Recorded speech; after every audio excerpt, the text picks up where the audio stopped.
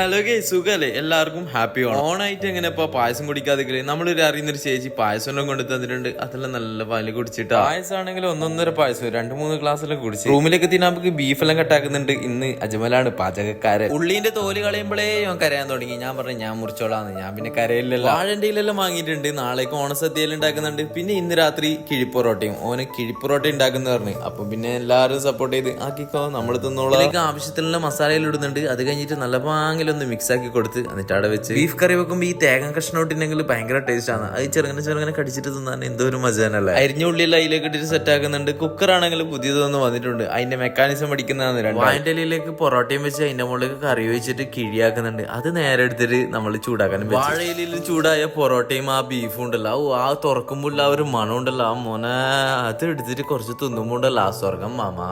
പപ്പനാണെങ്കിൽ തുണിയെല്ലാം എടുത്തിട്ട് വന്നിട്ടുണ്ട്. ഓണല്ലേ, നാട്ടിൽ നിന്ന് ഫമീസ് വന്നിന്. അപ്പൊ അലുവയെല്ലാം കൊണ്ടുവന്നിന്. അതും തിന്നിട്ട് പായസം ഉണ്ട്. ഇത് കാണുമ്പോ ഉണ്ടാ കുടിക്കാതിക്കല്. എന്തായാലും തിങ്കളാഴ്ച തന്നെ നമുക്ക് ഷുഗർ കട്ടാക്കാം അല്ലെ. അങ്ങനെ ഓണത്തിനല്ലേ ഇപ്പൊ പായസം കുടിക്കാൻ കഴിയും. അങ്ങനെ പായസം കുടിച്ചിരിക്കുമ്പോൾ കുറച്ച് തുണി കൊടുത്ത ടീമുകളായിരുന്നു. ചേട്ടൻ വേറെ മൂടില്ല. അങ്ങനെ അവരെ ഫോട്ടോ എടുക്കലെല്ലാം നടക്കുന്നുണ്ട്. റൂമിലെത്തിയിട്ട് നമുക്ക് ഓണസദ്യയെല്ലാം റെഡി ആക്കിയിട്ടുണ്ട്. പപ്പം ഫുള്ള് കഷ്ടപ്പെട്ടിട്ടുണ്ട്. നല്ലോണം കറികളെല്ലാം ഉണ്ടാക്കിയിട്ടുണ്ട്. മൂപ്പറാണെങ്കിൽ എല്ലാം തുടക്കുന്നുണ്ട്. അങ്ങനെ ഓരോരോ കറികളായിട്ട് ഇട്ട് നമ്മളെല്ലാരും കൂടിയിട്ട് ഇരിക്കാൻ തുടങ്ങി. അവിടെ ഇത്രയും നല്ലോണം ഉണ്ട് എന്ന് ഞാൻ കരുതിയിട്ടില്ല കേട്ടോ. രാവിലെ എണീക്കുമ്പോ നിൽക്കുക, അതെല്ലാം മനസ്സിലായി. മൂപ്പര് രാത്രി നല്ല പാലിന് കഷ്ടപ്പെട്ട് 10-12 തരം കറികളിൽ ഉണ്ടാക്കിയിട്ടുണ്ട്. സോയിലാണ് പറഞ്ഞ് എനിക്ക് പഴിച്ചിരിക്കാൻ കഴിയുന്നില്ല പറഞ്ഞു. എല്ലാവരും വെക്കുന്നതിന് മുന്നേ ഓൻ തുടങ്ങിയിട്ട് എങ്ങനെയുണ്ട്. അങ്ങനെ ആ സാമ്പാറും കുറച്ച് കറിയും ഇതെല്ലാം കുഴച്ചിട്ട് തിന്നുമ്പോണ്ടാ ഒരു ഉരുള നിങ്ങൾക്ക് തരട്ടാ. അങ്ങനെ ചെയ്യാവാണെങ്കിൽ അങ്ങോട്ടും ഇങ്ങോട്ടെല്ലാം ഇരിക്കുന്നുണ്ട്. ഈ ഇരുത്തം അങ്ങോട്ട് ശരിയാവുന്നില്ല. നല്ല പായസം ഉണ്ടെങ്കിൽ അത് ഇലയിലേക്ക് വെച്ചിട്ട് അതിന്റെ മുകളിലേക്ക് പപ്പടവും പഴവും കൂട്ടിട്ട് കുറച്ച് കുഴച്ചിട്ട് തിന്നുമ്പോണ്ടല്ലോ മോനെ ഷുഗർ എന്ന് നോക്കിയിട്ട് എന്നെ കാര്യമൊന്നുമില്ല. എന്നെ അടുത്ത മാസം ഡയറ്റ് എടുക്കാം അല്ലെ.